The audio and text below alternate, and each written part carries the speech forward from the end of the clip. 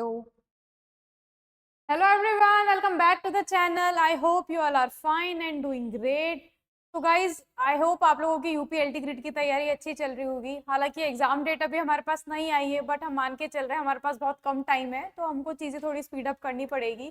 ठीक है, तो एक यूनिट है हमारी डीबीएमएस, ठीक है, उसको थोड़ा डिकोड करने की कोशिश करेंगे कि कैसा फ्लो रहना चाहिए हमारा, किस मैनर में हमको उसको तैयारी करनी है, कैसे पीवाईक्यूज हमारे वहाँ से बनते हैं, राइट।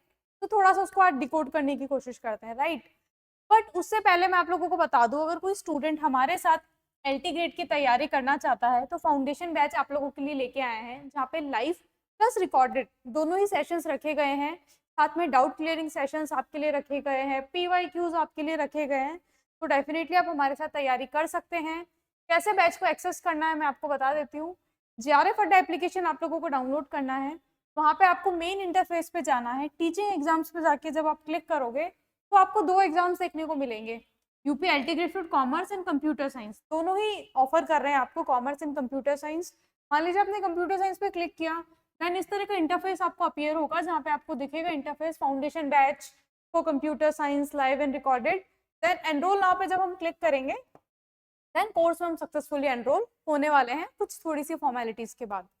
तो बात कर लेते हैं हमारी यूनिट की, डेटाबेस मैनेजमेंट सिस्टम कैसे हमको स्टार्ट करना है, क्या क्या टॉपिक्स इस बार इसमें इंक्लूड किए गए हैं।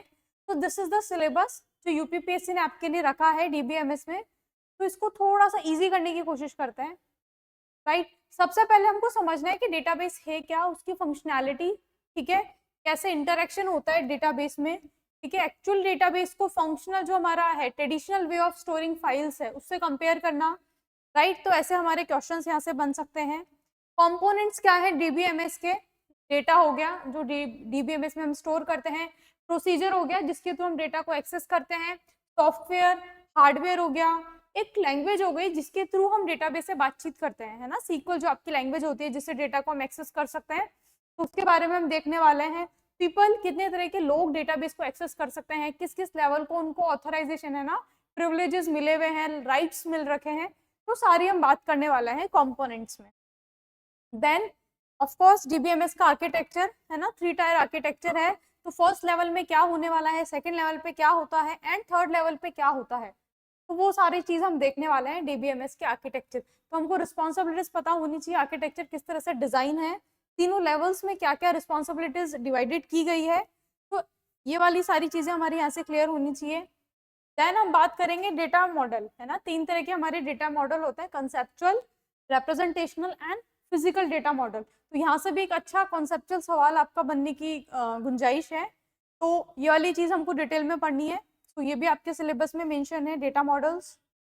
देन हम बात करेंगे ईआर डायग्राम, है ना, इजी सा टॉपिक है, बट येट यहाँ से बहुत सारे छोटे छोटे क्वेश्चंस बनने के चांसेस आपके रहते हैं। बहुत सारी चीजें हैं इतने से टॉपिक में, है ना, बहुत सारी छोटी छोटी चीजें हम यहाँ से कवर करने वाले हैं। स्ट्रॉन्ग एंटिटी, वीक एंटिटी, दोनों में कंपैरिजन, दोनों में रिलेशन, कैसे एक दूसरे पे डिपेंडेंट है, ये सारी चीज हम यहाँ से देखने वाले हैं।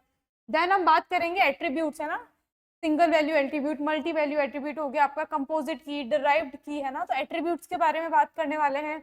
रिलेशनशिप, है ना, डेटा के बीच में कैसा रिलेशन है, 1 to 1 है, 1 to many है, many to many है, या many to 1 है। तो ईआर मॉडल को बहुत अच्छे से पढ़ना है, यहाँ से डेफिनेटली 1 से 2 क्वेश्चंस आपके बनने वाले हैं, क्योंकि यही एक फाउंडेशन है हमारे डेटाबेस का। डेटा किस तरह से लिखा हुआ है, सब चीज के बारे में हमको बताता है। Then relational algebra, again another important topic, जहाँ पे हम कार्टेशियन प्रोडक्ट, दैट डिफरेंस, जितने भी तरह के ऑपरेशंस डेटा पे अप्लाई हो सकते हैं, क्या उनका आउटकम होता है, जॉइंस डेटा पे जो भी हम लगाते हैं, राइट, उन सब के बारे में हम यहाँ पे सीखने वाले हैं। तो this is also something important. यहाँ से आपको थोड़े बहुत सॉल्व करने के, आपसे लाइक डेटाबेस का स्कीमा स्क्रीन स्नैपशॉट दे दिया जाएगा, आपसे पूछा जाएगा कि राइट जॉइन लगाने पे क्या आउटपुट आ रहा है, लेफ्ट जॉइन लगाने पे कौन सा आउटपुट मिल रहा है, रिनेम करना है तो हमको कैसे परफॉर्म कर सकते हैं, प्रोजेक्शन हमको क्या आउटपुट देता है, यूनियन हमको क्या आउटपुट देता है, ठीक है।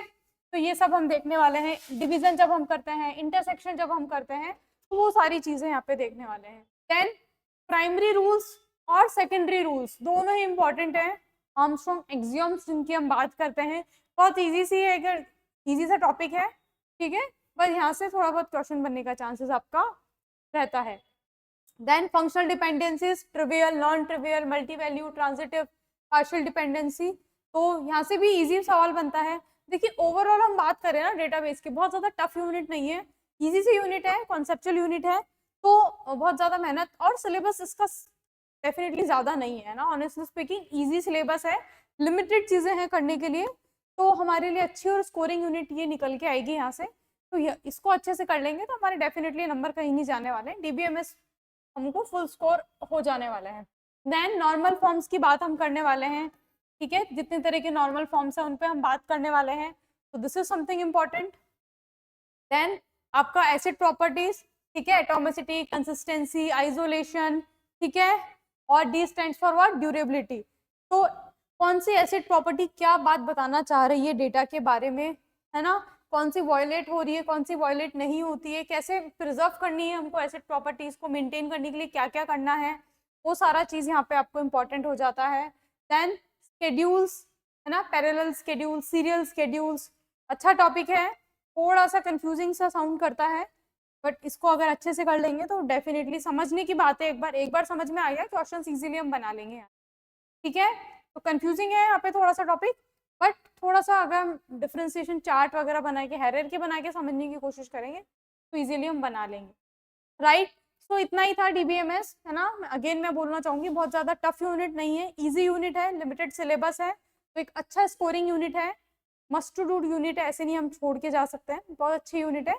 तो डेफिनेटली आपको इसको बहुत फ्लो में, एक मैनर में तैयारी करनी चाहिए इसकी, और इसी यूनिट के पीवाईक्यूज जल्दी आपको चैनल पे देखने को मिलेंगे, जहाँ पे हम पूरा पीवाईक्यू डिस्कशन करेंगे, उनको सॉल्व करेंगे, एक्सपेक्टेड क्वेश्चंस के बारे में बात करेंगे। तो इतना ही बताना चाहूंगी अभी डीबीएमएस के बारे में, बाकी हमारे साथ तैयारी करने मैंने आपको बताई दिया कैसे आपको बैच को एक्सेस करना है। तो आज की वीडियो में इतना ही रखेंगे, बाकी मिलते हैं नेक्स्ट वीडियो में। Till then thank you so much, keep watching UGC NET Gurukul, thank you so much guys.